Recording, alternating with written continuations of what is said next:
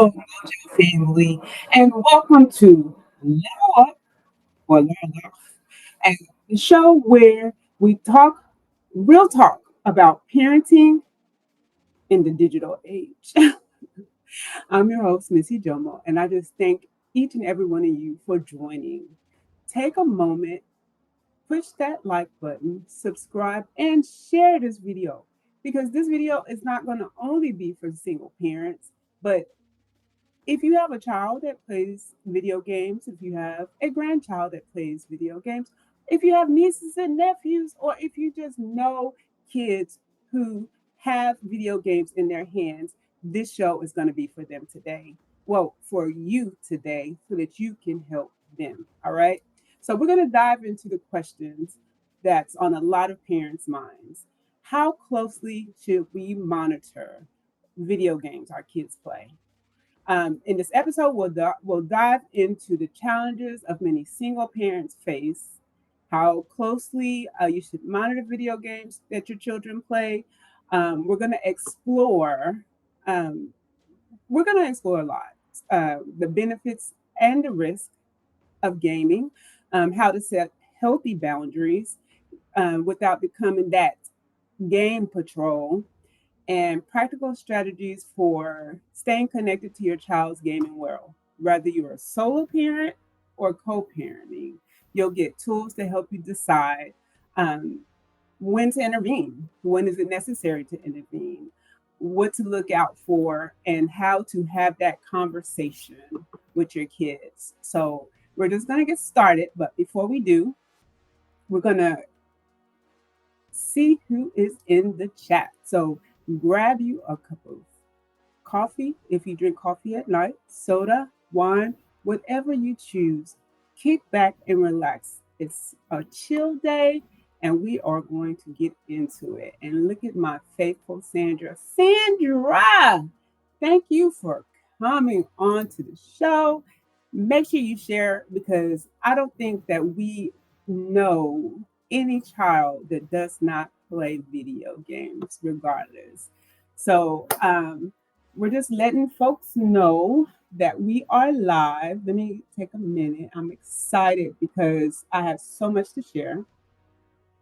So today's question is one I know a lot of us think about. How much should we monitor the games, right?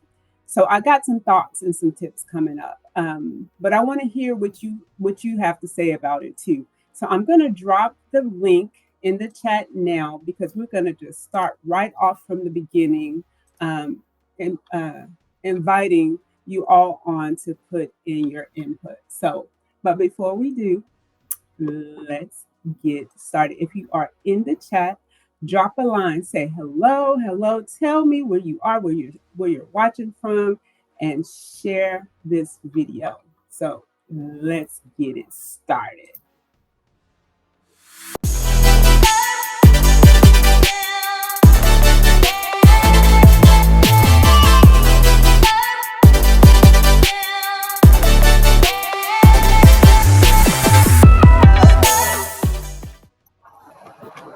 So thank you for being here. I see I got a few of you on. Don't be shy. Come in. Let me know that you're here. And thank you for joining. So we're going to try to understand our kids' gaming.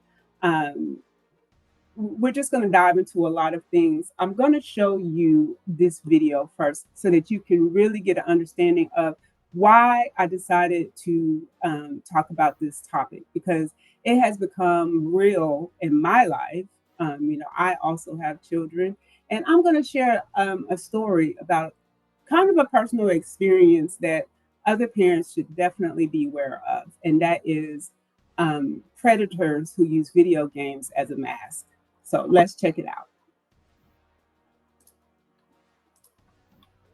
Perhaps you've seen videos like this appear in your social media feeds lately. The concept is pretty simple. Parents prank their kids by unplugging the child's video game console in the middle of gameplay, and the reactions are viral gold. No one likes to be forced to stop having fun, but something different is happening here. If you were to take away a child's books or Legos, you're not likely to get a reaction like this. So what's going on here? Why are these meltdowns so dramatic? I've treated a number of children over years who struggle with problematic video game behaviors. I think one of the most important things to keep in mind is that the child will be able to tell you, I'm trying to not do this, but I can't stop. And I can't get myself to stop. I don't want to behave this way, but I'm struggling. Why did you do that? That was my game to get into the Overwatch League. You literally just ruined it. According to Dr. Milham, these reactions aren't necessarily because of an addiction to gaming. Instead, what we witness in these videos are children who are victims of their own biology. Being able to tolerate the feeling of frustration or that moment of sadness when you decide I'm not going to continue doing this, that is crucial. One of the reasons the children in these videos find it so hard to control themselves is because they don't yet have a fully developed prefrontal cortex.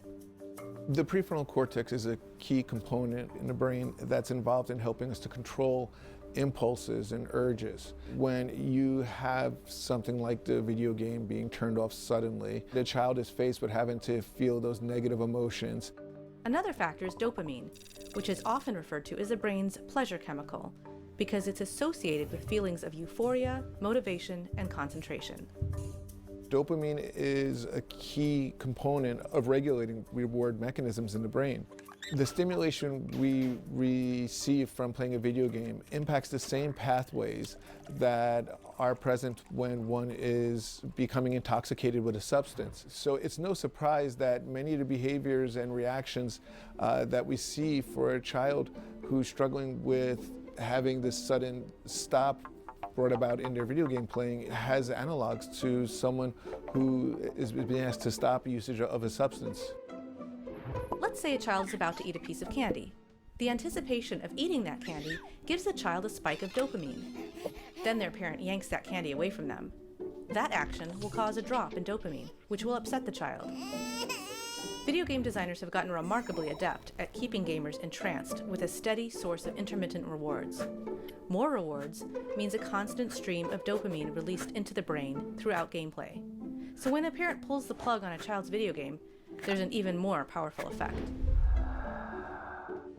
Video games are inherently designed to be stimulating and exciting and to draw us in, and that to some degree is a healthy phenomenon. It's just that for some it's more difficult to control than for others. Is the video game somehow impairing their ability to function in the home, at school, or with other children? If we're not seeing any problematic behaviors and it's just a concern about the frequency, then I think we can work on just trying to bring the frequency down. For many households across the country, meltdowns over video games are a very real part of everyday life.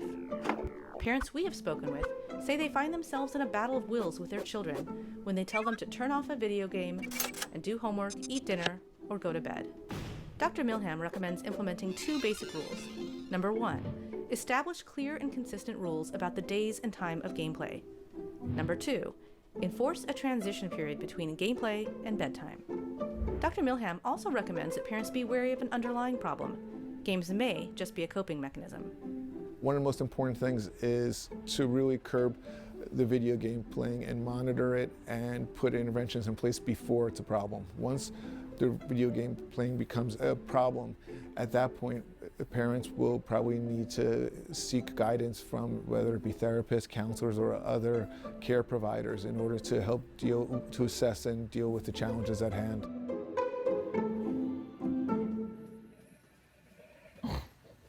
Mom!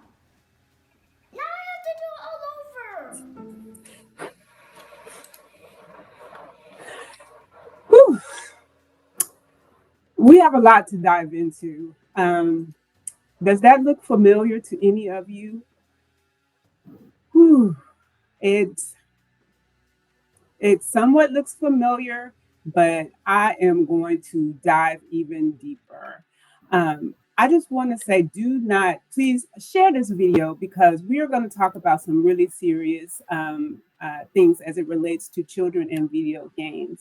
It's not only their behavior, but it's also their safety.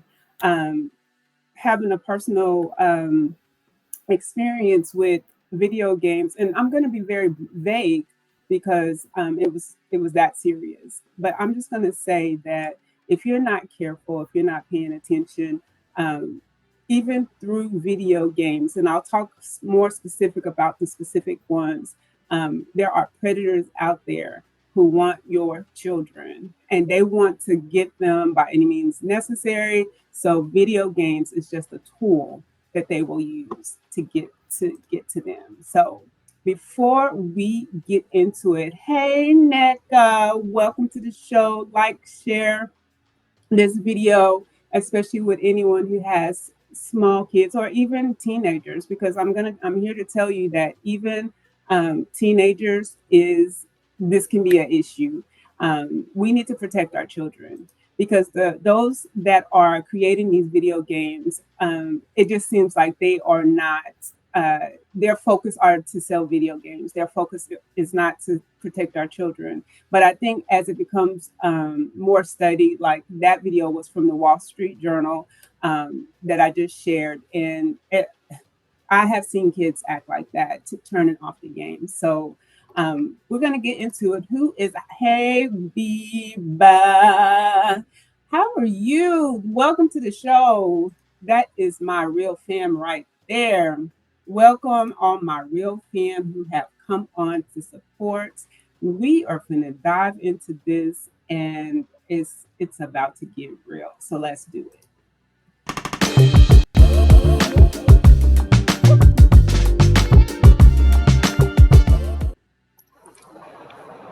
All right. So I want you to understand something that I'm not saying that video games are bad because there are advantages to video gaming for kids. I know that me, when my kids were growing up as a single parent, I definitely handed them the tablet so that I could get some things done. So I'm not saying to ban your games or throw them out of the window. I'm far from that, but games can be fun, they can be educational, and they can even social be social. It's important to have social skills as your kids grow up. But if you've ever walked into a room and wondered what are they playing and why are they yelling into the headset, pay attention. Pay attention. Here's the truth: kids don't just play games anymore; they live them. Gaming is their hangout space, their competition arenas, and sometimes even their creative outlets. As soon as my children get home, they try to run home and get on the game, um, especially the VR. And I, I'm not a fan of VR, but hey, if you are, more power to you. Just educate yourself. But for parents, the world of gaming can feel like another planet. Acronyms like RPG, EPS, MMO, what does it all mean? And what's the risk when your child is playing with friends online that you've never met? Understand the basics, and that will give you some power and confidence when your kids are playing games. Okay, you can talk to your kid about what they're doing instead of just worrying or assuming the worst. Ask them, get engaged with them. Think of it like understanding their favorite TV show or music genre.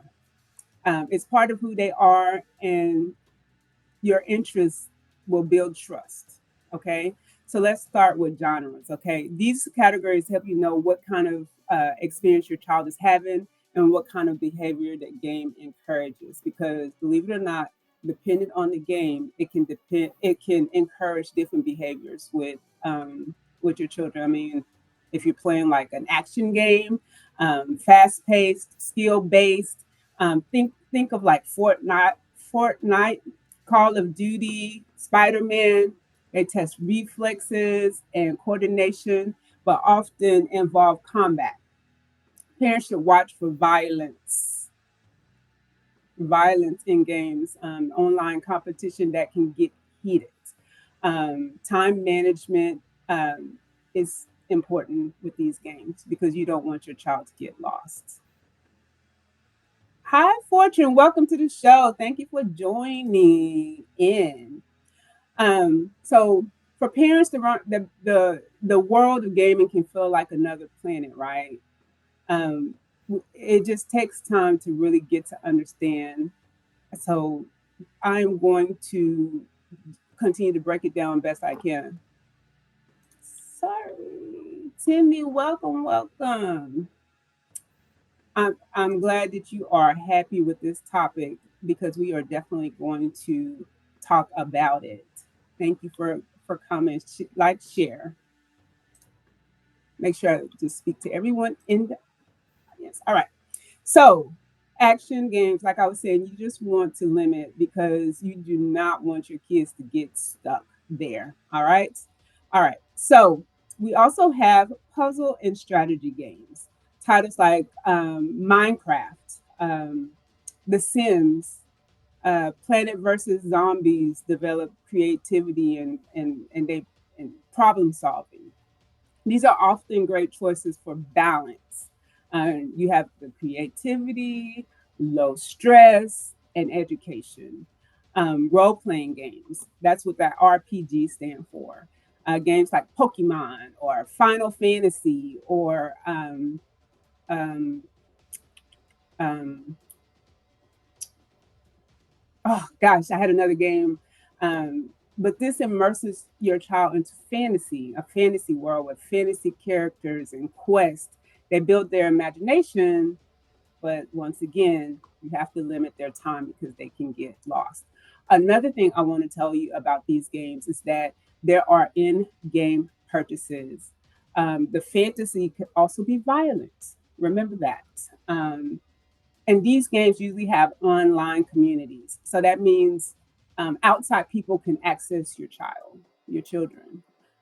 Be aware of who is interacting with your children. So if you hear your child speaking to the same person quite often, you might just want to have a little conversation like, who's your friends on the game, but do it in a way where you're interested and not that you're coming at them in a disciplinary way. Um, so Timmy says, I'm so happy the rate at which the teenagers or children are addicted to game is alarming. And that's exactly why I have decided to discuss these games because I have firsthand seen some things that I personally don't like. So let's keep going. So there are also sports and racing games, which are like um, the car racing games, like is it FIFA, NBA games, Mario Karts. These stimulate real sports or driving. Most of these are family friendly. That's the good thing about the sports and race car games. They're mostly family friendly, but online matches can include chat, competition that frustrates, especially the younger players. Sandbox and creative games such as Roblox, Minecraft, they're open ended. Your child can build worlds and uh, uh, code mini games and explore and create. These are also fantasy and creative games that also carry on online safety risk, since many of the worlds are shared with strangers. And this is where my challenge lies. Um, Behind the screen, behind a video game, you can be anywhere, anyone you want to be. So if you are an adult and trying to get access to a child, these games are the easiest ones that can give access to your children. And these are the ones that I would monitor a little more closely. Notice I didn't say take them away.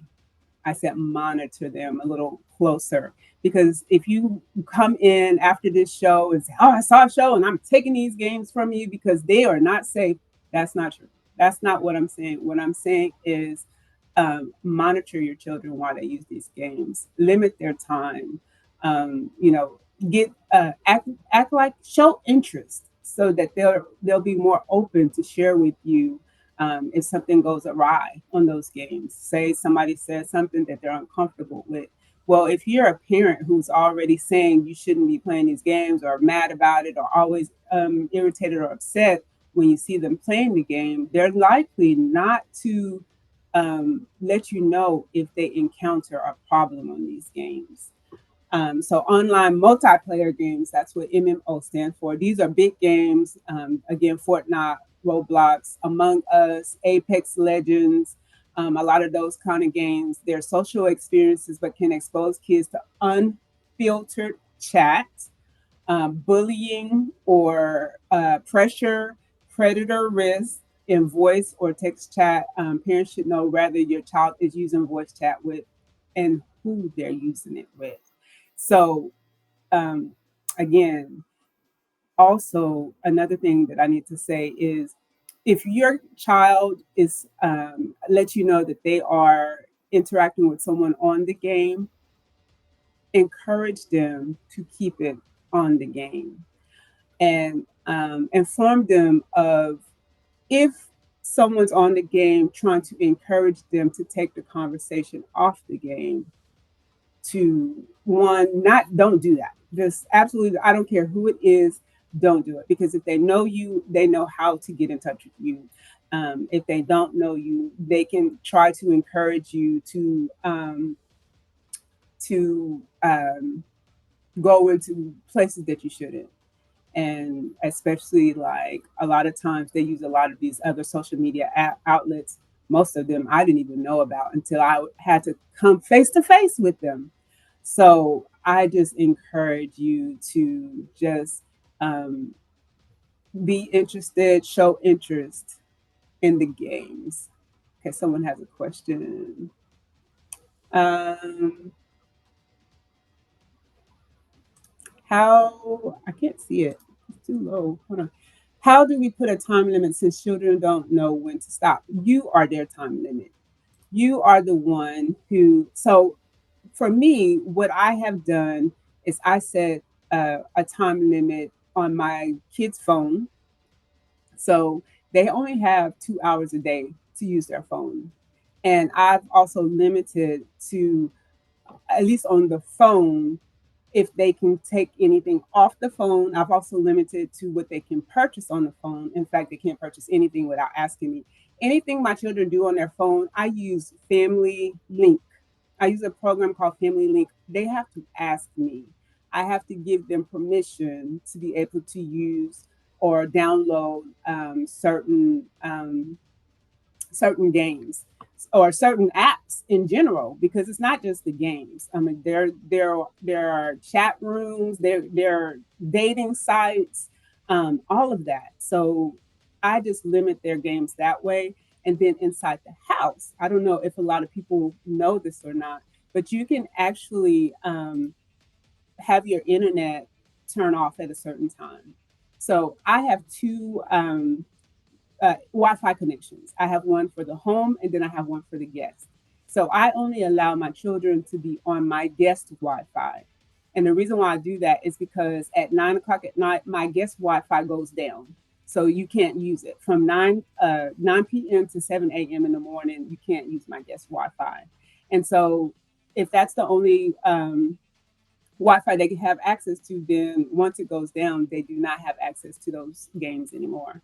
And so that's how I limit a lot of that. Also, you should have a transition time.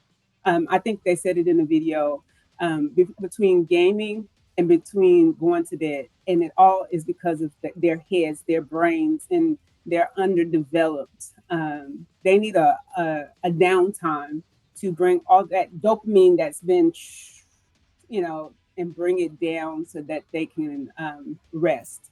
So I just want to talk about the ratings of games.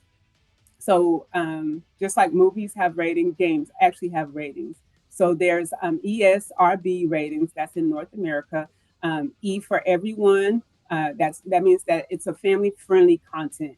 E 10 plus is a bit more cartoon action. T for teen, so that means it's going to have some violence. It's going to have some language, suggestive themes. M for mature, that's 17 and older. It's going to be more realistic, more violence, and probably more of adult content. So if you have a 12-year-old, they probably shouldn't be playing a game that's 17 plus unless you are closely monitoring them. You'll find that rating on the game box. I should have had a game box with me because my son has all those games, or a store page. Always check and talk about why a game may not be appropriate because at the stores, they will tell you if it's a good, reputable shopping. So there are parent controls, like I was mentioning before, how I put parent controls on my kids' cell phones and on the internet. So every console, PlayStation, Xbox, Nintendo, and of course phones, you can set the time limits. You can restrict spending and downloads. You can block online play, so where they just play locally. You can block online chats. I've done that before. I gave in to my child and took it off just because he wanted to connect with people from the school. And I understand that. You don't want to just say no to everything that your children are doing. You want to give them an opportunity to enjoy. Uncle Ben has come in the building. Yes, welcome, Uncle Ben.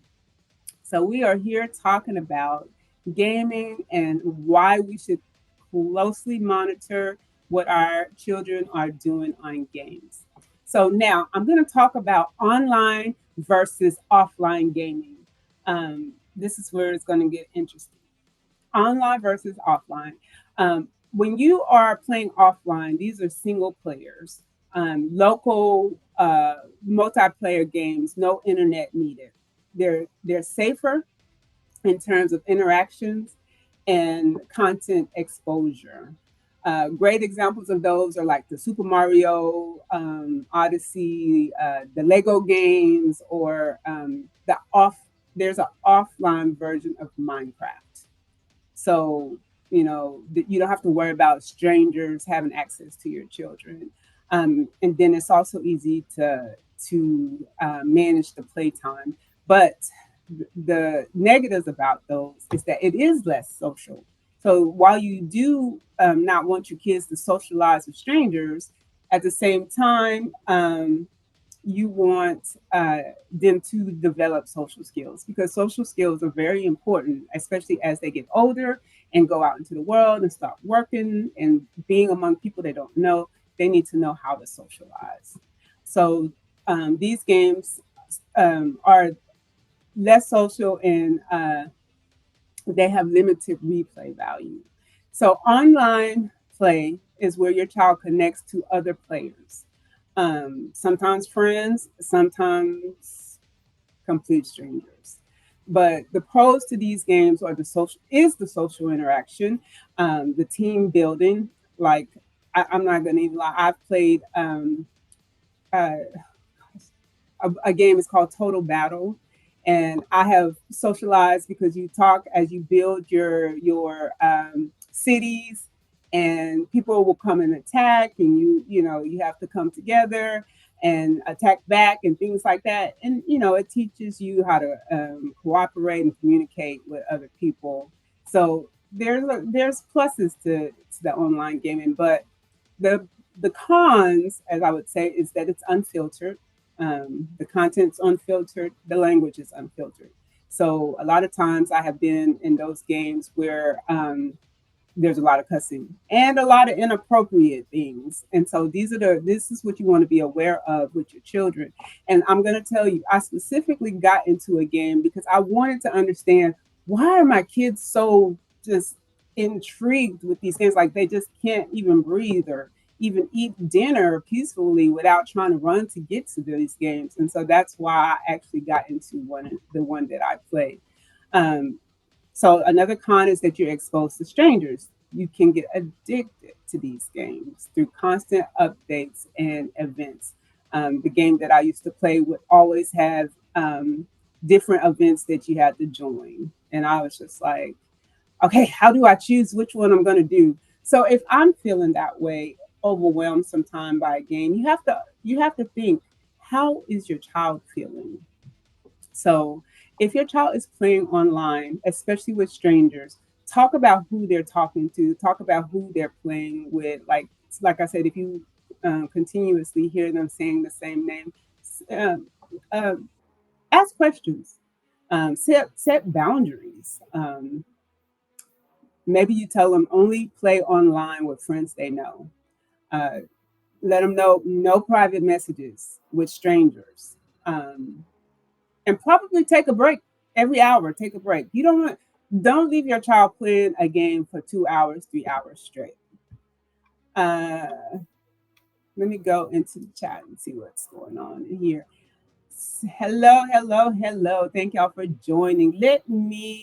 I'm going to drop the link for you guys again because a lot of you just coming in might have missed it. If you have something to share about gaming, definitely come on and share because this is a conversation. All right. All right. So, um, like I was saying, probably taking a break every hour would be good. So, what I want to share with you is as parents, you want to engage and not police. So I know I just said, yes, make them take a break every hour. I want to change my words. I want to say, encourage them to take a break every hour. Um, Instead of stop playing that game, maybe say, hey, show me what you're building. Um, who's on your team? What's your goal? What's this level? The curiosity will open more of a dialogue, and your child will be more open to talking with you about it. It reduces the defensiveness because children they get on the defensive because they already feel like you're going to discipline them or take the game away. But if you show interest, then they'll open up a little more. And it helps your child to make just better choices naturally without you having to tell them to do so. Um, just as a parent, I would say even just 10 minutes a week watching your kids play. I actually, like I said, my son loves that virtual reality game. I've gotten on it to play, and I'm just like, oh, whoa. But you know what? He appreciates that time that I'm taking to do something that he likes instead of always just saying, do your homework, do your chores. It gives him something to share with mom. You just want to let your kids know that you care about what matters to them. So that's what you're doing when you're taking this time to enjoy their game with them or just asking questions. So I just want to say, understand what your child's play is plays is. Understand your children's playing and not control. Understand what your children is playing and not control. Sorry, that it's about that connection is what it's about. Learn the games, check the ratings, be a part of the conversation. The more you know, the safer you are and the more you can protect your children. um, the whole family can become engaged in the games, because gaming is, like I said, they're not bad, but if you mindlessly allow your kids to play them, it can be bad. So it's just up to you. So let me ask you, what are your experiences with children playing games? Has it been like taking a crowbar and prying the remote control out of their hands? Or have you been a parent that encourages breaks? Tell me what your experiences are with kids when it comes to gaming.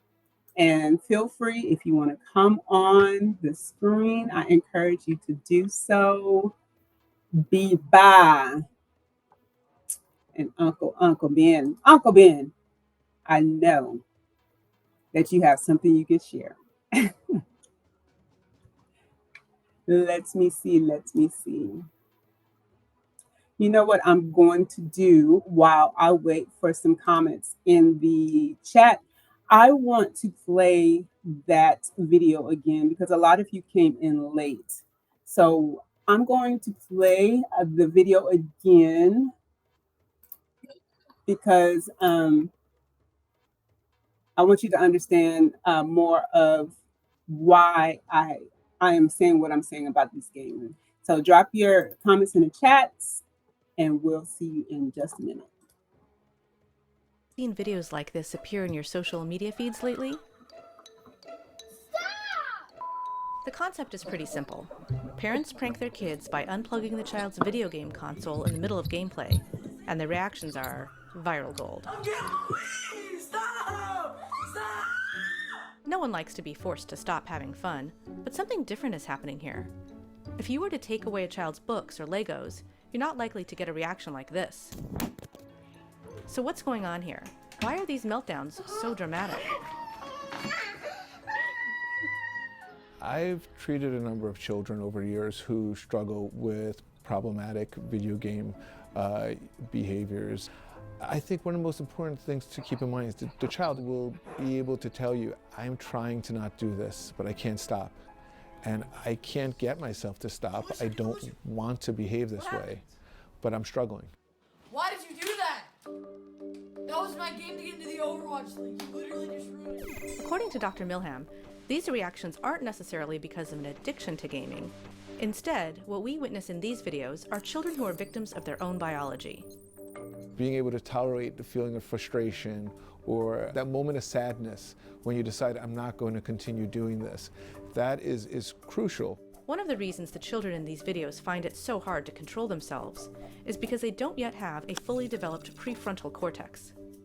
The prefrontal cortex is a key component in the brain that's involved in helping us to control impulses and urges. When you have something like the video game being turned off suddenly, the child is faced with having to feel those negative emotions. Another factor is dopamine, which is often referred to as the brain's pleasure chemical, because it's associated with feelings of euphoria, motivation, and concentration. Dopamine is a key component of regulating reward mechanisms in the brain. The stimulation we receive from playing a video game impacts the same pathways that are present when one is becoming intoxicated with a substance. So it's no surprise that many of the behaviors and reactions that we see for a child who's struggling with having this sudden stop brought about in their video game playing has analogs to someone who is being asked to stop usage of a substance. Let's say a child is about to eat a piece of candy. The anticipation of eating that candy gives the child a spike of dopamine. Then their parent yanks that candy away from them. That action will cause a drop in dopamine, which will upset the child. Video game designers have gotten remarkably adept at keeping gamers entranced with a steady source of intermittent rewards. More rewards means a constant stream of dopamine released into the brain throughout gameplay. So when a parent pulls the plug on a child's video game, there's an even more powerful effect. Video games are inherently designed to be stimulating and exciting and to draw us in, and that to some degree is a healthy phenomenon. It's just that for some it's more difficult to control than for others. Is the video game somehow impairing their ability to function in the home, at school, or with other children? If we're not seeing any problematic behaviors and it's just concern about the frequency, then I think we can work on just trying to bring the frequency down. For many households across the country, meltdowns over video games are a very real part of everyday life. Parents we have spoken with say they find themselves in a battle of wills with their children when they tell them to turn off a video game and do homework, eat dinner, or go to bed. Dr. Milham recommends implementing 2 basic rules. Number 1, establish clear and consistent rules about the days and time of gameplay. Number 2, enforce a transition period between gameplay and bedtime. Dr. Milham also recommends that parents be wary of an That's what underlying I was problem. talking about. Have Games that may time, just be a coping mechanism. turning off that game. One of the most important things is going to to bed. really curb the video game playing and monitor it and put interventions in place before it's a problem. Once the video game playing becomes a problem, at that point parents will probably need to seek guidance from whether it be therapists, counselors, or other care providers in order to help to assess and deal with the challenges at hand. Mom! Now I have to do it all over!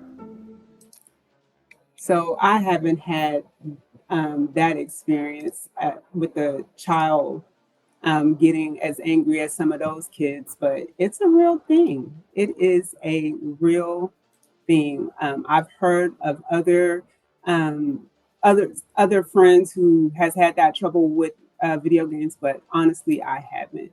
So I'm going to check the chat, see if we have any questions or anything that any of you would like to add.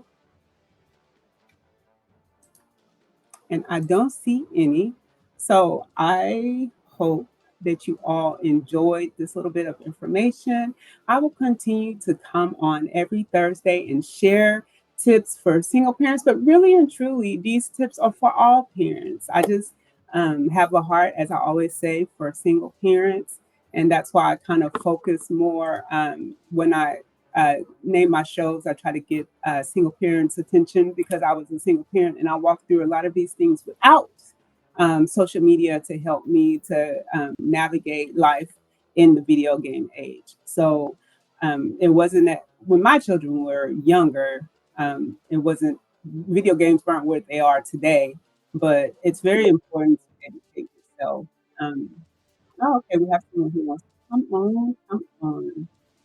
on, then, oh, welcome to the show, Ken. Thank you for joining us. Hey, Misty, can you hear me? We can hear you loud and clear. How you doing today? I am good, Ben. How are you today? I'm great. I'm surviving. We are all Yeah, surviving and learning and thriving. right. And you look good. You look Oh, good. thank And you're you. smiling. That smile is really good on you. Thank you. I was we had a banquet at work today, and so I put on my kimono, and when people came to me and said, "I love the little Asian flair," I said, "No, this is my Afro Asian flair." That's a good one. Basically, I really don't have a lot to contribute, but here is what I can say about the topic. Yes, you're right. These games can be harmful to children, and it's not even like maybe a little kid of maybe 4 to 7 years old. Even we can see teenagers really struggling with it. It's an addiction, Right. and unfortunately, this is America. There are limits to how you can exercise control on your children. So I would like to start by saying, as a parent, if you really want to manage what your children do with their game and also to protect their mental health as well as their behaviors, you're going to have to define why are you allowing them play the game in the first place. You understand what I'm saying? Hmm. From the age, maybe from age 3, some started as early as age 2, depending on the household and whatever the parent got going on. So, but from any moment you are gonna allow your children to have access to playing games, you have to define why you want to give them that access. I'm speaking as an African dad. My own recommendation may be a little bit different, okay? But who knows, it might help somebody. Right. Now, why should you define the reason you are giving them access to play game? Number one, many parents allow their children to play game because they just want something to keep them busy so they can go about their Yeah. own business. Or Basically, get some that work is it most. done.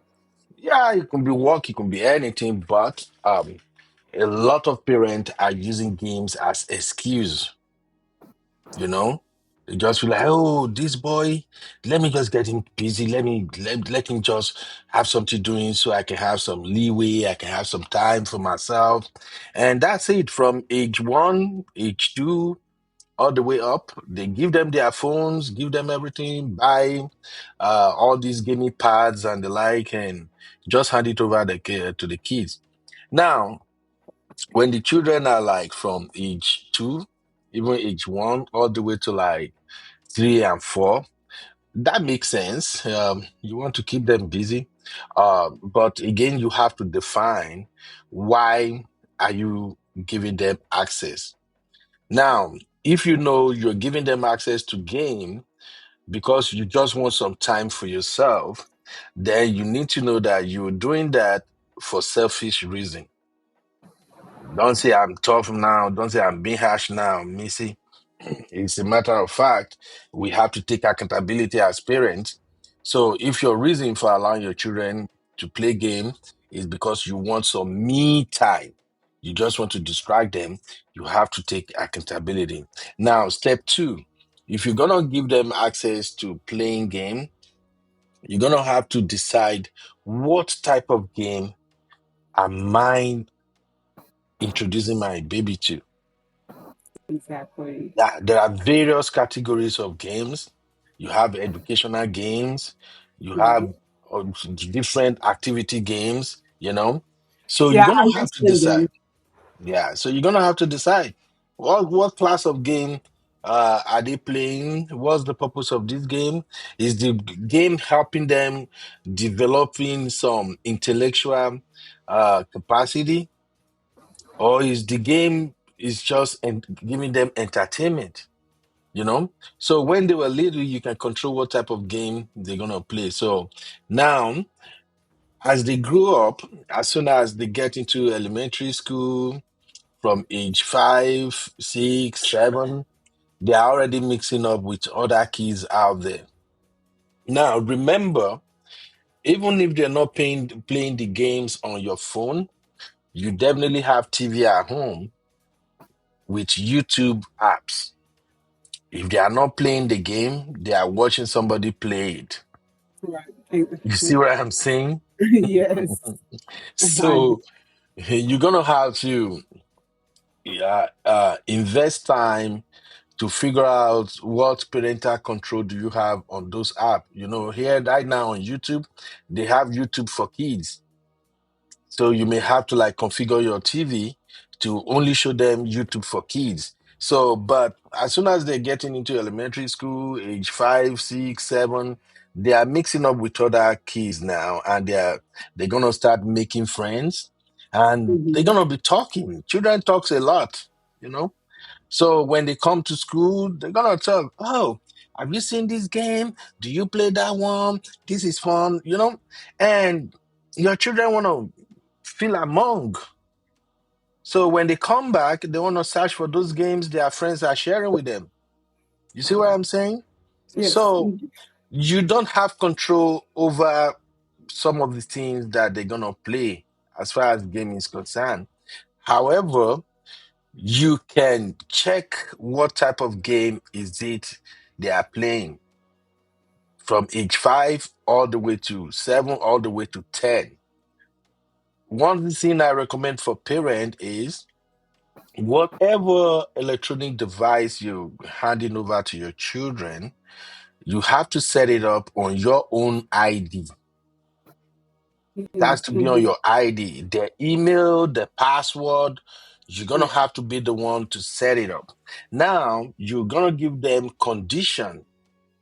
If I ever try to log into the device and I found out you changed the password, that's it. No Yeah. more games. Exactly. Hmm. Yeah, no more games. Yeah. Now, I know some parents, they might say, oh, no, why would you do that? That is overreaching. Well, we have different parenting style. If you want to think about your children's future, you want them to turn out great, there are some things you don't compromise. So, setting up games and devices for them, having that ID, gives you some level of control. That way, when they go to bed, you can pick up their iPad, the computer, or wherever, and log into their games, log into whatever they are doing. You get to see the nature of it. You see what I'm saying? Yeah, Now, I absolutely agree. I agree with having it, and I also, depending on age, I do agree with allowing them to have some control, only because um, if they don't do it with you, they're going to do it away from you. And no, so it doesn't no. have to be your phone. It doesn't have to be your. Mm-mm. It can be their friend's I phone. disagree, Missy. Mm-hmm. Nope, nope. I disagree with that, Missy. You see, you and I, we had this conversation right here on your channel one time. Hmm. Yeah, I've been in America for a while now, and I'm sorry to say, many kids are messed up in America. I'm sorry. Many children, they are messed up in America. Some of them are already messed up before age 10, 12. You know where that is coming from? It's coming from fear parenting. Remember, I told you about that? People like to call it, oh, soft parenting, friendly parenting. No, those shit will mess your kids up. So I don't buy into, oh, let's give them some leverage, let's give, they don't do it with you, they will do it elsewhere. No, they ain't doing it no elsewhere when they're between the age of 5 all the way to 10. I'm Yeah, telling you. You see yeah, what I I'm agree with saying? that. I agree with that. Yeah. Well, I So agree with now, that, but let me share something with you. okay. So I have children who, I like to say they're pretty smart, and so I have had, my kids had grew up around this COVID time, and I've had a child who, during that time, they were forced to be on computers, who Mhm. sat there and was able to navigate around all the controls that the teachers, the schools were setting on their computers to find different things on the computer. And so he probably was, let's see, uh, yeah, he was about 6 or 7 years old when he was able to figure that out. And so that, kids, if they really want something, if they really want to do something, they will figure it out. And it, I'd rather for them to um, be open with me, to share with me, so that they don't feel like I'm just going to knock them down or close them down with what they want to do. um, that's why I also do have that it's called parent link on my phone. Like you said, whatever they're doing on their phone, I have access to see it.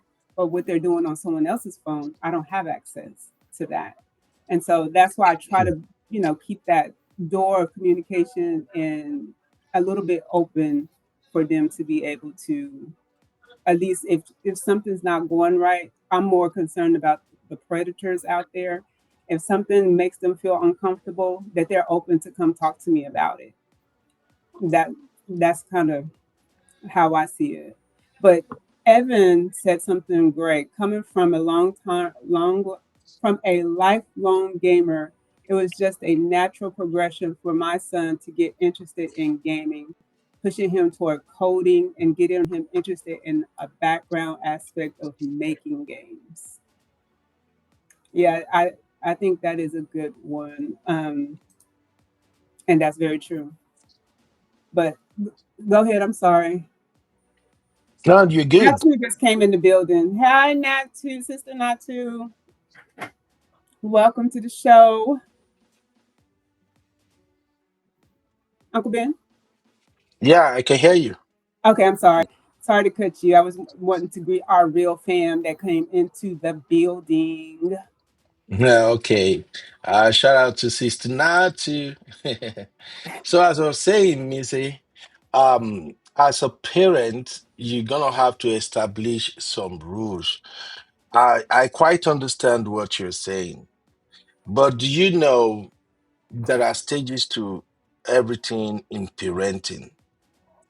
I go by age. Mhm, From age 5, as soon as a kids enter elementary school, all the way to age 10, 11, I don't buy the idea of, oh, I just want to let them know they can come talk to me. They will talk to you and they will still do whatever the heck they want to do. What I'm talking about is about establishing boundary, setting rules that even while you were close to them, while they are open, you are open to them, everything, they're gonna know that these are the rules. Because what that does is, even while they hop on someone else platform or maybe phone and they're doing some things, they already knew that no, my mom will frown on this. That's why they're doing it on someone else's phone. You see what I'm saying? Now, if a kid is between the age 5 to 10 or 11, and somebody allow them to hop on their computer or their phone and they are doing what they're not supposed to do, I'm going to have a huge problem with whoever that is. You Mhm. see what I'm saying? Oh, I'm going to have a lot of problem with whoever that is. I won't take it easy because this is the time you want to kind of groom them. You want to nurture them. You want to shape their behavior. You want to instill some morals and some self-control and discipline into them. Okay.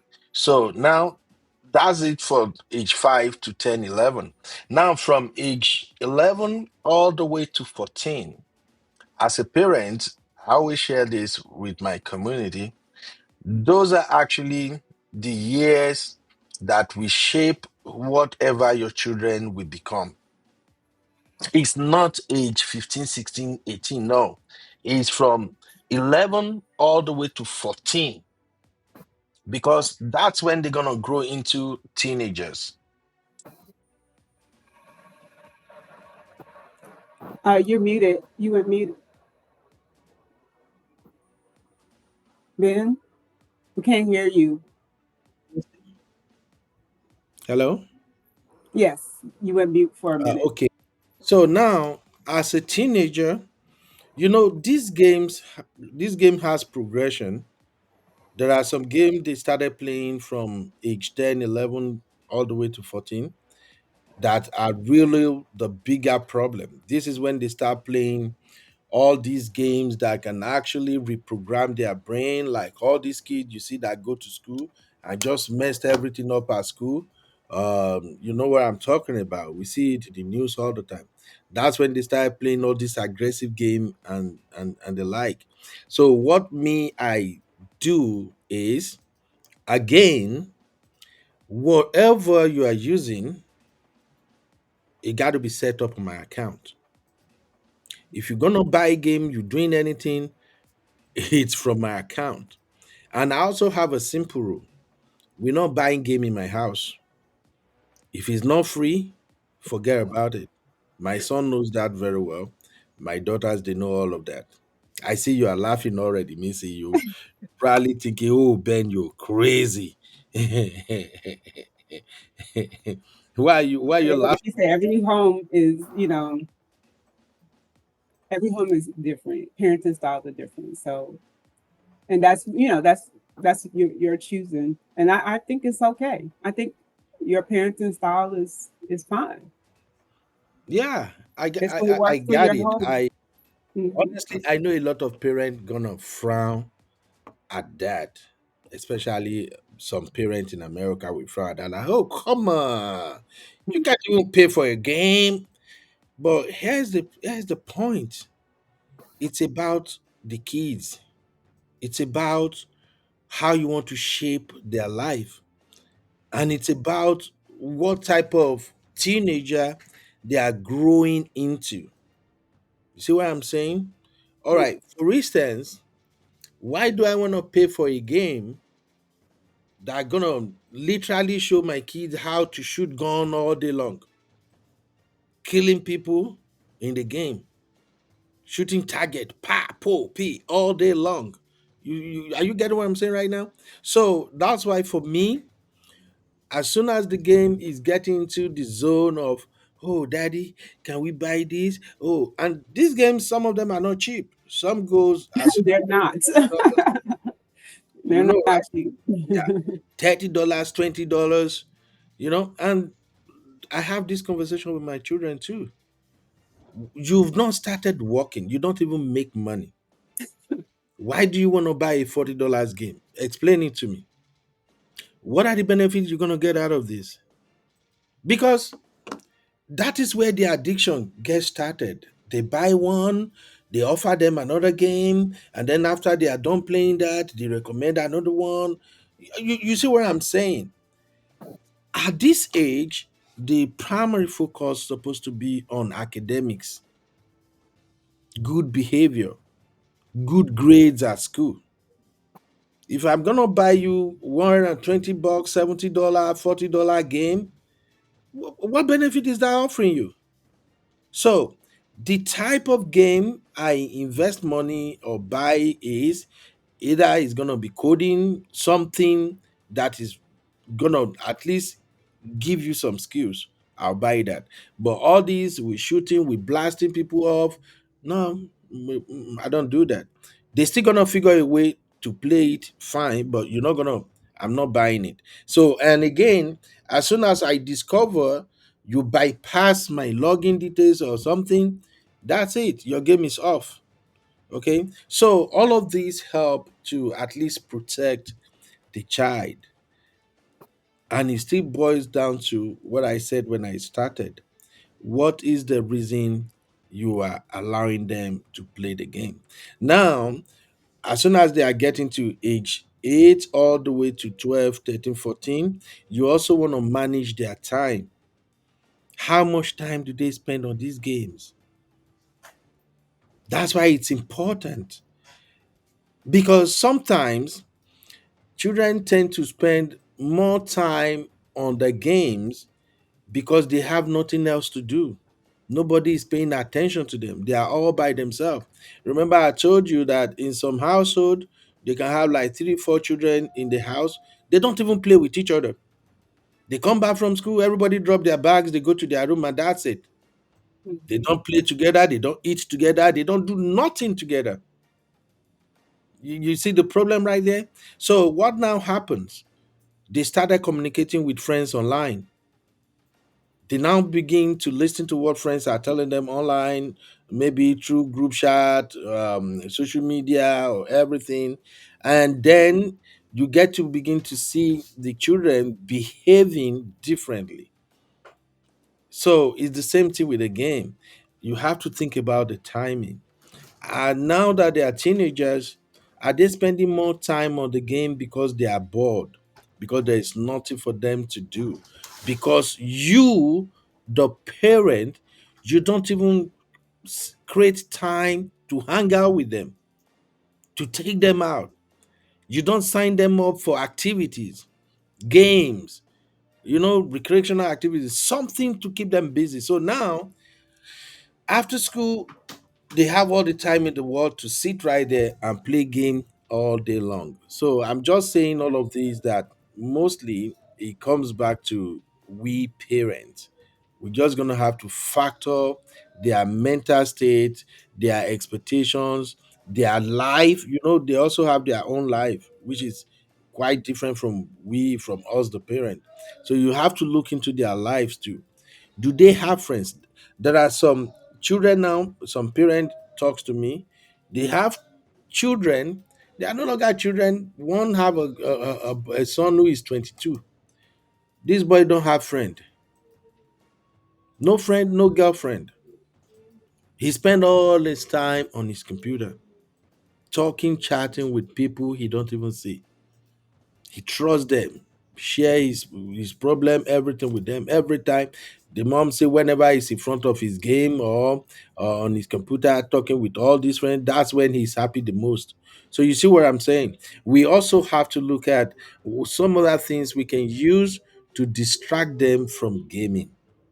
So, like in my home, I want everybody to ask knows you. what I time want is. to ask you a question, Ben, real quick. But I want to just read a couple of comments. But I have a All right, question. all right, go ahead. Um, so Anita says Evan makes a good point. Video game clubs are in schools because they can help kids learn skills related to coding and other computer science.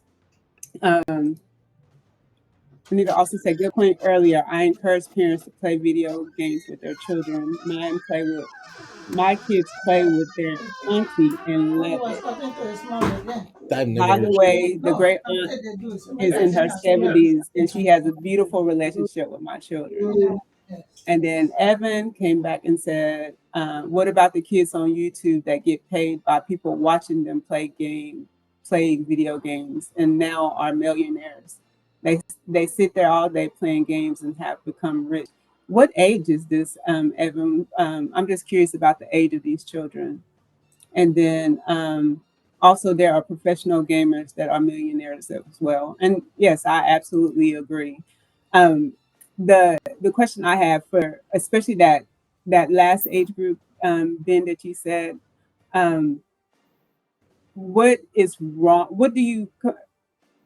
What is the negative to you for them to play games? Because just as a few of the people in the chat said, a lot of gamers have become very successful, and even now they don't only play the games, but they create the games for other people to play, or they create programming for you know look at games today. I mean, you are in the game. You're virtually in the game playing. Like we've evolved from what I used to play. Don't laugh at me. I used to play Atari.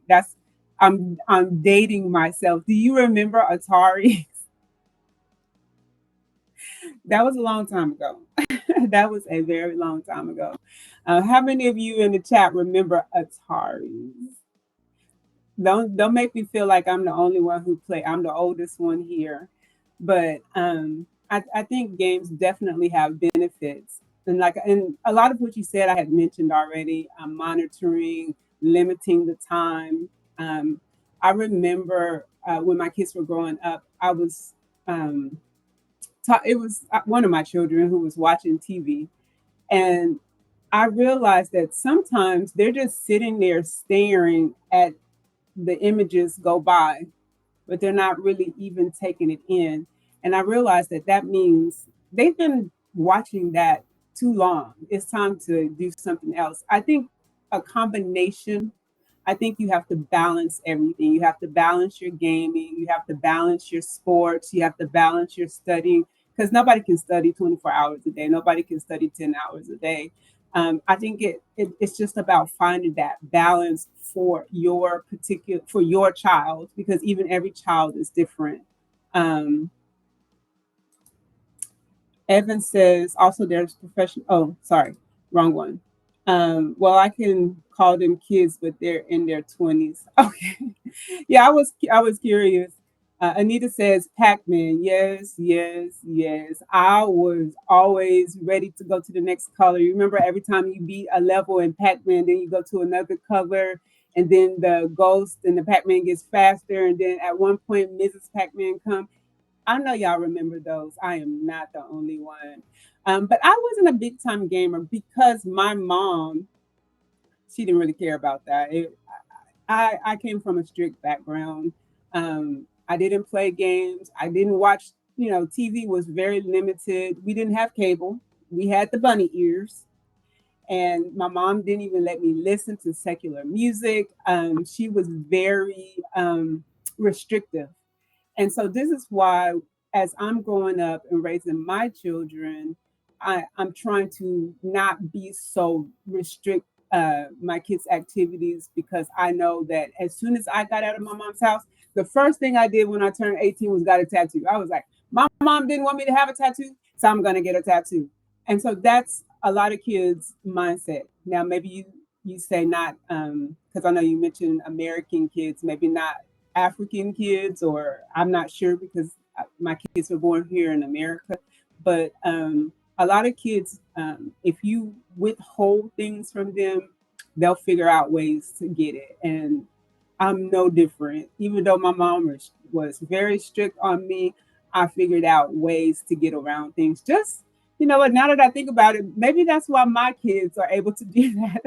That's why the teacher is calling me and saying, Margie, your son is in the middle of class doing something on the computer he's not supposed to. He done figured out how to get to the back of some program or something like that and have access to other things. But um, that's why I try not to do too much restricting, but monitoring and becoming engaged with the kids.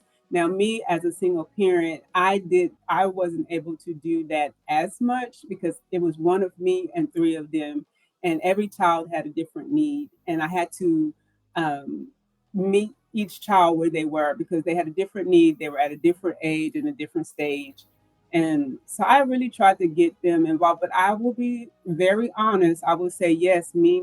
When you say when they were babies and tablets were first coming out, I stuck them in front of a tablet so I can cook dinner. I stuck them in front of in front of the tablet so that I can do laundry. You know, I stuck them in front of the tablet to like you said, just get some things done. And I did stick them in front of a tablet to have some me time as well because being a single mom and coming home and you just came from work where there's a lot of wahala. Then you come home, you have three kids pulling you in three different directions.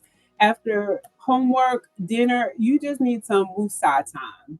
So, yes, I put them in front of a tablet and said, I just need some downtime for my own mental health, which is even very important, if not more important at that time, raising three kids as a single parent.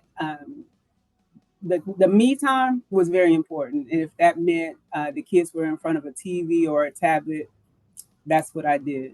And every parenting style is different, but I do think that giving them that access to games is important so that they can learn to choose also. And like I said, social skills are very important. Have you ever seen kids who struggle with social skills? They're kind of socially, they call them socially awkward. It's a real thing. Just because maybe you haven't experienced it doesn't mean it does not exist, because I've seen it a lot. There's adults who are socially awkward, and most of the time they started off as kids that were socially awkward. And so I think it's important, especially because you cannot keep your kids from everything. I don't know about your household, but I tried. I just told my oldest daughter that, who's in college now, if I could put her in a bubble and keep her protected at all times, that's exactly what I would do. But we have to be realistic. We are not with our children 24 hours a day, and we have to teach them to make good decisions also on their own. So sometimes we also still have to monitor them, which I definitely do, because even today my guest internet goes off at 9 o'clock. The kids have only 2 hours on their phones every day, and that is it. Sometimes they'll call me and say, "Hey, can you give me 30 more minutes or a little more time?" And if they had a good week, maybe I will. If it's the weekend, maybe I will. But if not, I'm like, no, not this time, because you didn't study well for your test, so therefore you didn't do well, or it just depends. But I know, like I said, everyone's parenting style is different, and I don't personally say whose parenting style is good, whose is bad, because there's not a one-stop shop for parenting styles. Children, re, every every child has a different need. Even identical twins don't even have the same need. They also have they might have a lot of things in common, a lot of similar things, but they also have different needs, different ways of learning. Maybe they learn differently. Um, and I really do believe that video games can also be used as learning tools. Even Pac Man, Anita, even Pac Man, it teaches you strategy, how to eat all those little blinking yellow things and stay away from the ghost.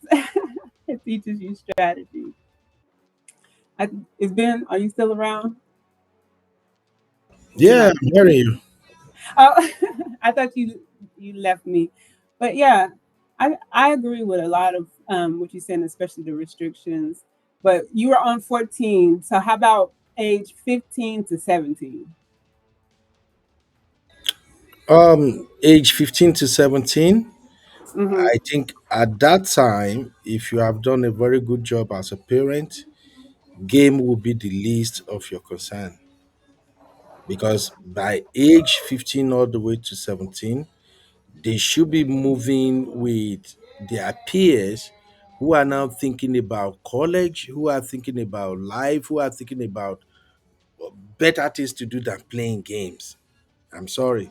What if they're thinking about going to college to develop software and games? What if that's their goal?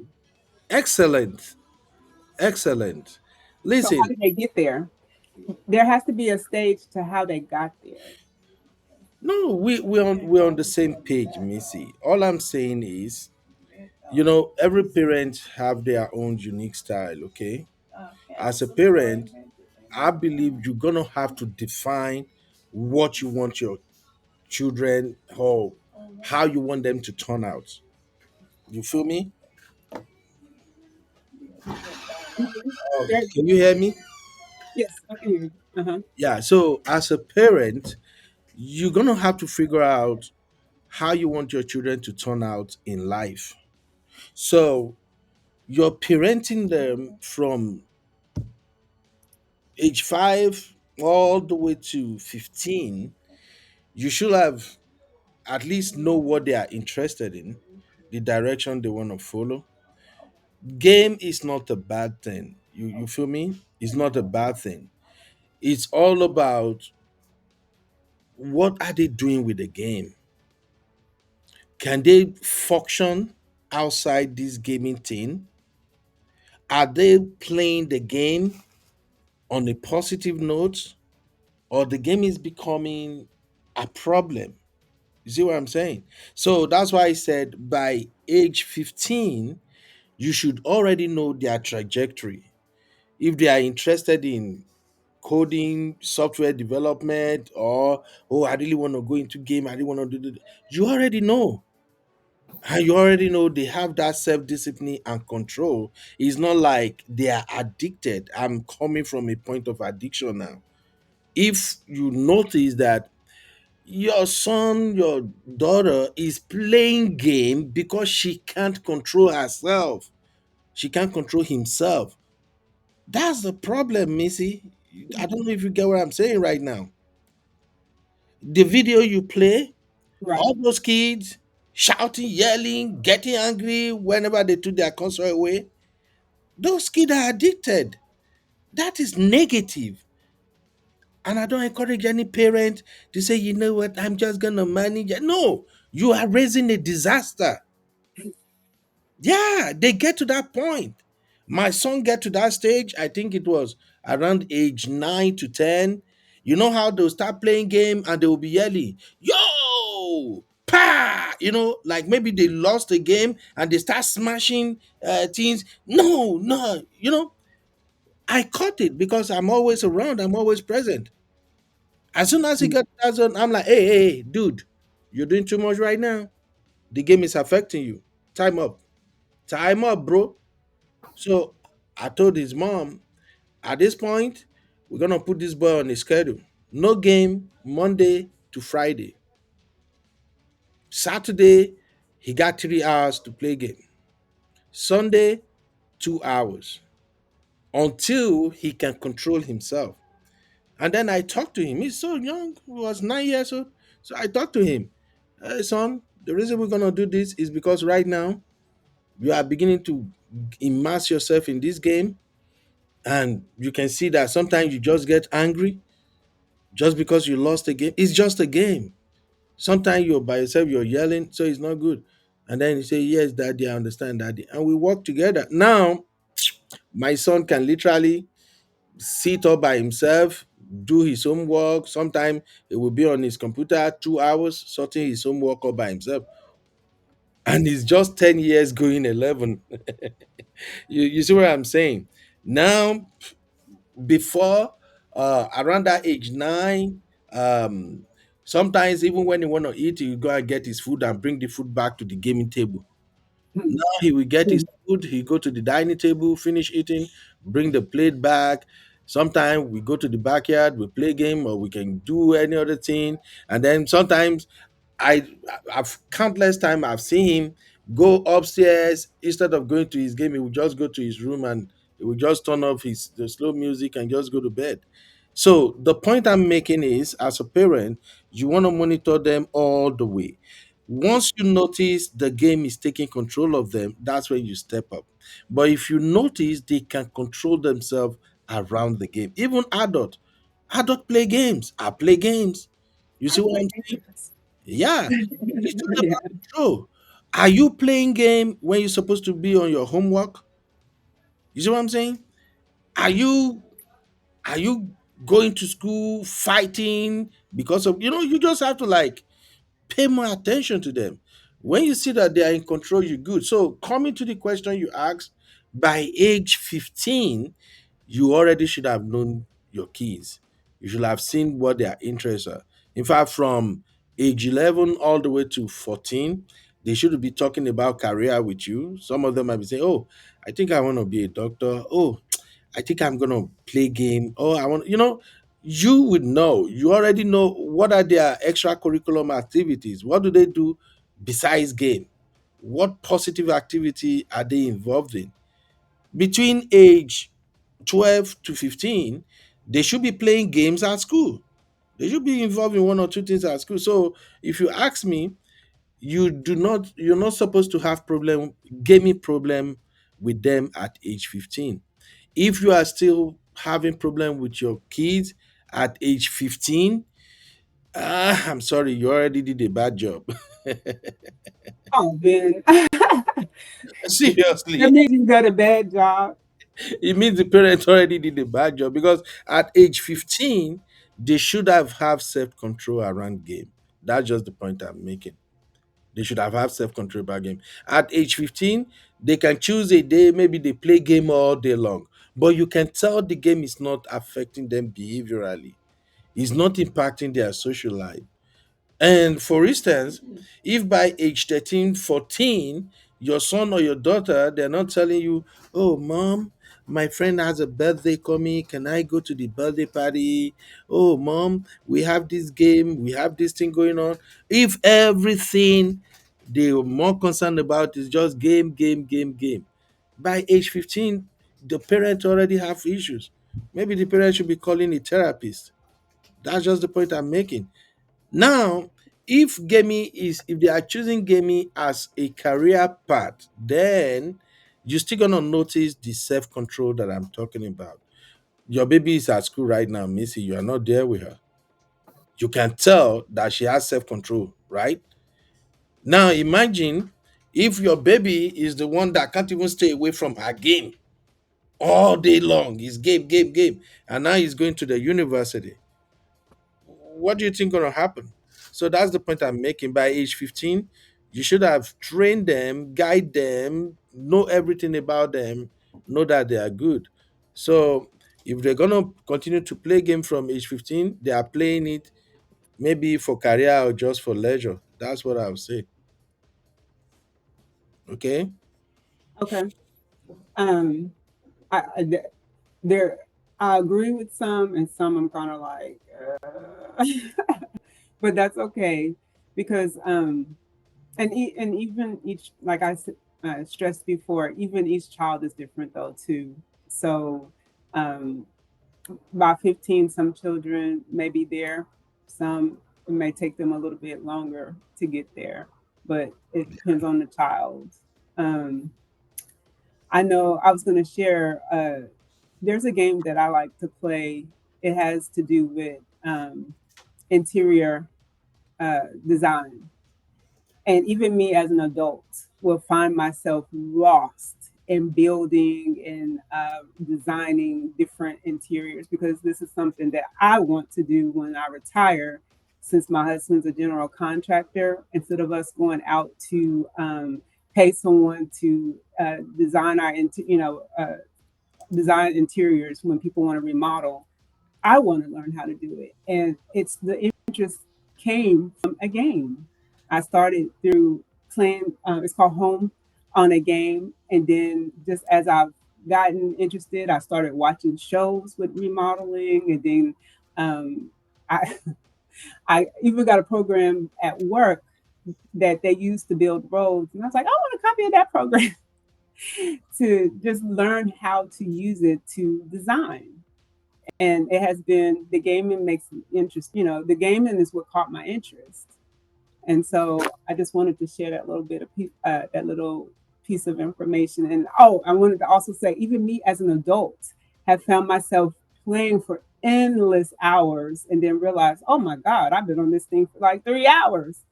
But it's I mean, it is a game. It's fun, but it's also teaching me something. It's expanding my knowledge base.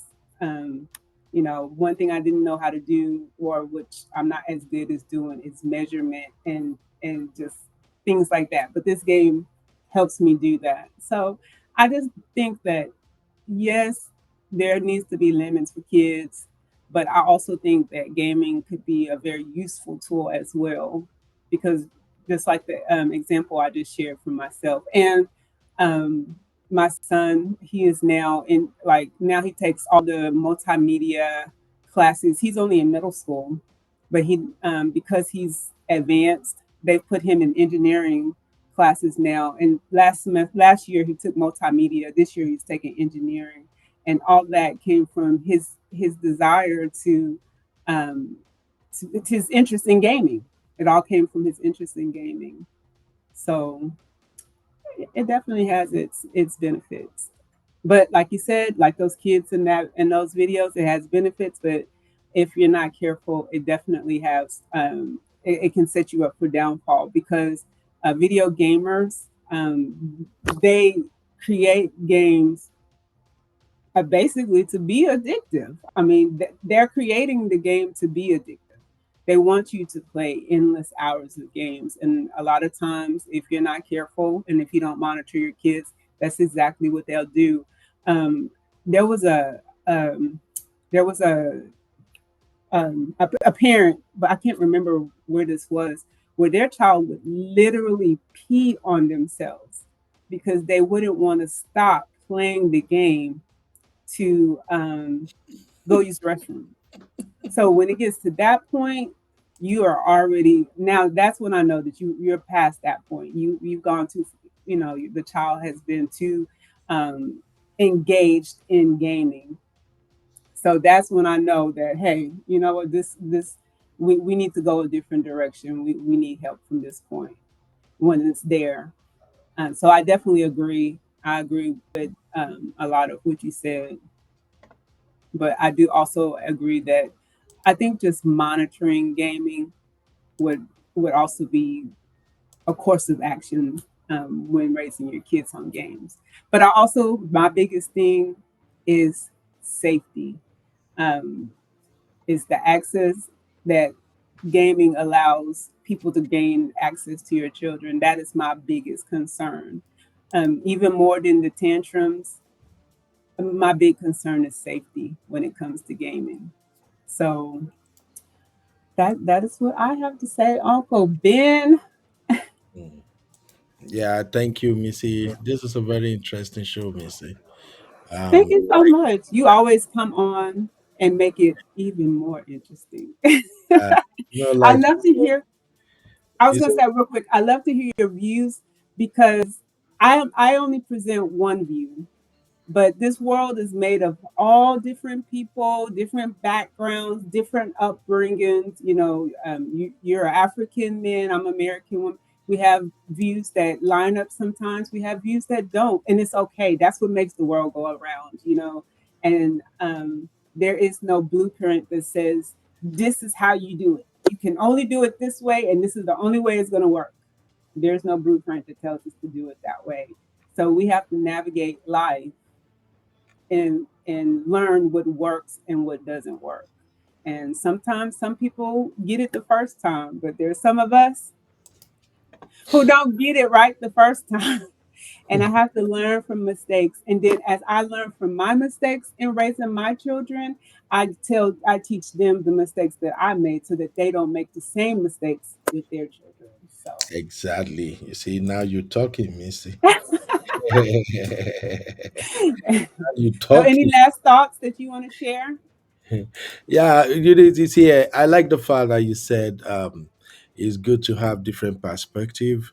I always tell people in my community, if you're gonna be a content creator, make sure people get values when they watch your show, and always let your viewers understand that you can have guests who their views may not align with yours or theirs.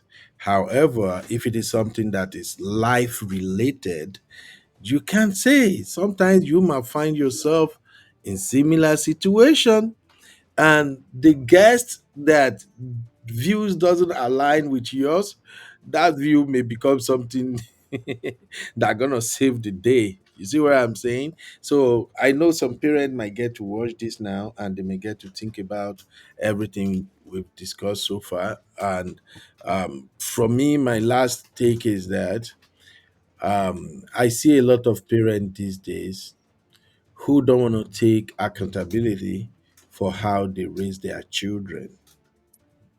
A lot of parents, as soon as their children is like 18 all the way to 21, and they start making mistakes upon mistakes upon mistakes, a lot of parents will just say, you know what, I did my best, I tried to raise you, you don't listen.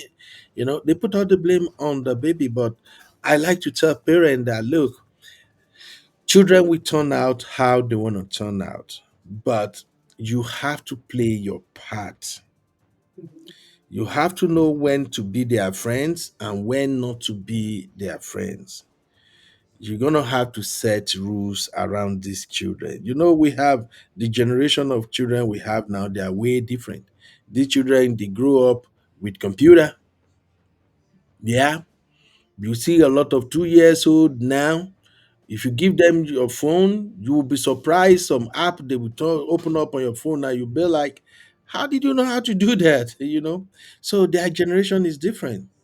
And these children, they are growing up in the era of social media. Right. There are too many people on social media now that are teaching other people, children, rubbish on social media.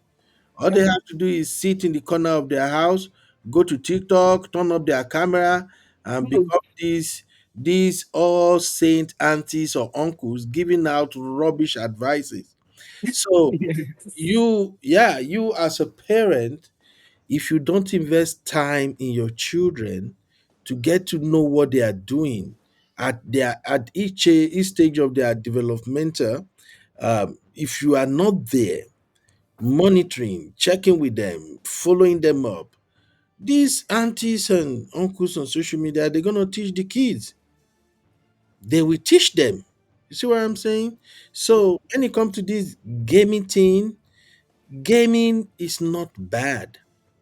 Back in the days, we have a lot of games that were not even computer games that help us pass time. Back in the days, Missy, you Right. know what I'm talking about. So gaming is not a bad thing. But these gaming companies, they are becoming aggressive. They are coming up with a lot of aggressive marketing. They are now introducing a lot of human psychology in their programming.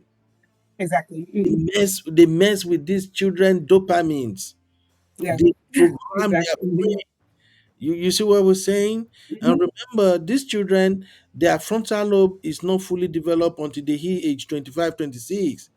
So right now, from infant all the way to preteen, teenager, and young adult, their brain is still receiving information. They are still taking in whatever information based on what they see virtually, what they hear, and all of that. And they really can't process it. You, the adult, you, the parent, you are the one to help them process some of this information. So that is why I'm going to end by always saying you're going to have to set rules, you're going to have to set boundaries, you're going to have to understand that you are not your children's friend. There are times you play the role of a friend, but 80% of the time you are not their friend. You are their guardian. Even when you form friendship with them so you can have a clue or an insight into what their world look like in order for you to guide them. You see what I'm saying? So you still have to set the boundary, because as an African, our style is a little bit different. In Africa, you we always believe that if you don't do your job when they were younger, don't expect great results when they become adults. That's our philosophy. That's why you might see a lot of African parents, it might look like, oh, they are too harsh. They are kind of tough. It's not tough, it's not being harsh. It's because we know we have to mold your behavior, mold your expectation, mold what to do and not to do, so that by the time you are 18 and you get out of the house, we're going to have full confidence that you'll become a successful person. And finally, for I see a comment about children playing game and becoming millionaires. Absolutely correct. A lot of them are playing games and become millionaires, but let us look at it this way. How smart are they really? Can they really tackle life challenges? It's something to have a lot of money, but at the same time, people can have a lot of money and still be stupid with it. You see what I'm saying? So it has to go. Even those that don't play games. Yeah, have to go. It goes hands in hands. It's a great thing. A lot of our children, they're gonna be way richer than us, especially if you allow them to get into tech. I think before the age of 24, they're going to be millionaires. They are not like us. We are the one who is working our butts off. Many of these children, they're not going to waste their time and energy going to 9 to 5 job every day with some boss breathing down their neck and some people saying some nasty stupid thing they don't want to hear. These children don't have time for that. You see what I'm saying? So yeah, gaming is good, they can actually make it, but on the other hand, what if they don't make it? What in the process they got too addicted to it that it start affecting their functioning? So I will just round up by saying, let us pray for the children. Let's pray that God guide them even when we are not there as parents. God will be present with them and God will teach them on how to conduct themselves. Thank you very much, Missy. Absolutely. Thank you so much for that last thought, Ben. It's a good one. Thank you so much for joining us. So to wrap it up tonight, just remember, um, just remember, sorry, um, understanding what your child play understanding what your child plays isn't about control, it's about connection. um, um, our guest tonight and I, we have similar views in that, and we have some that don't line up. But it's okay. It's what works for your household. Just remember, don't compare your home to someone else's home. What works for another home may not work for your home, and what works for your home may not work for another person's home. Our children are different.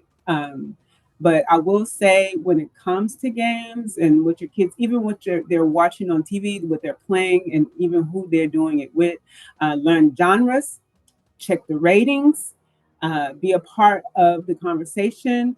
The more you know, the safer you can keep them. Um, Allow it to be enjoyable.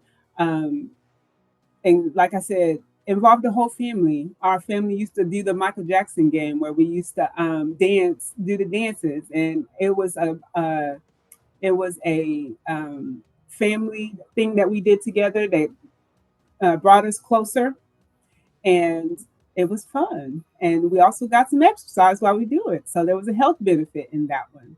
So if this episode helped you, hit the like button. Please, please, please subscribe to the Real Mojo Show and join us the next time that we dive into the screen time boundaries. Um, what's healthy and what's harmful. Until then, stay curious, stay connected, and keep leveling up in life. Until then, keep your mojo.